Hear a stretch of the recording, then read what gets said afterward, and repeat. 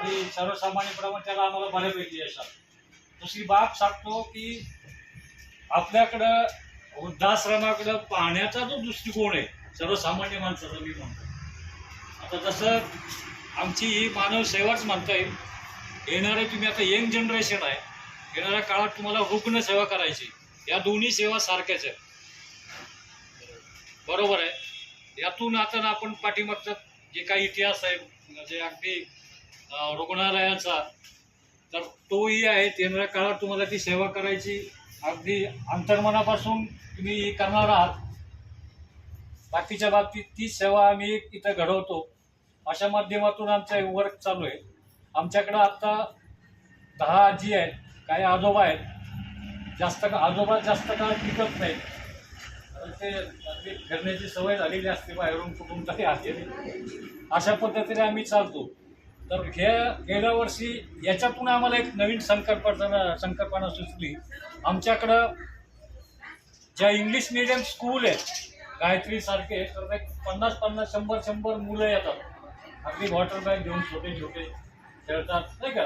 हिची आणि चांगली बाब आहे ती. ह्या आजीच्या मनात एक भावना, स्त्रीच्या मनात एक सुप्त भावना असते, कुठंतरी आपल्या पुढचं मुलगा असो, नातू असावं, ते जाणवायचं.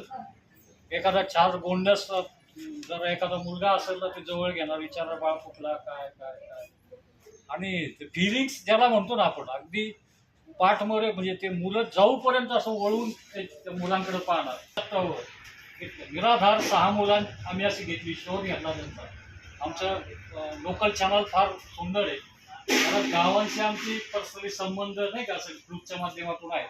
त्यातून आम्हाला एक 6 मुलं मिळाली निराधार, अगदी वयवर्ष म्हणजे पहिलीच्या 5 पासून तर ते 5व्या इयत्तेपर्यंत. तर तो एक प्रयोग होता.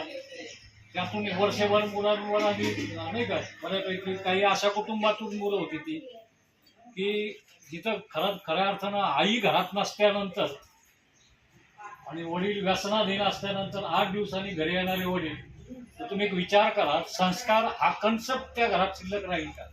अशा मुलं आमच्याकडं आली होती की तोंडात शिव्या, अगदी 2-2 वर्ष शाळेत. एक मुलगा अजूनही माझ्याकडे आहे नेक्स्ट इयरला, तो वयाच्या 10व्या वर्षी त्याचं शाळेत आम्ही ॲडमिशन केलं. त्याचा जन्माचा दाखला शेवगावून आणला, फार हुशार आहे.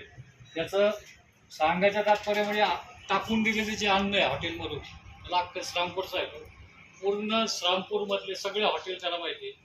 नाव्याच्या ओट्यापाशी राहतो, तिथे ते कावळे वगैरे येतात, नैवेद्य ठेवणारा खाणारा मुलगा. गेल्या वर्षी अगदी त्याला नियमाप्रमाणे शाळेच्या त्याला 3रीत घातलं होते, म्हणजे ॲडमिशन त्याचं 3रीत बसवलं पहिले. इकडे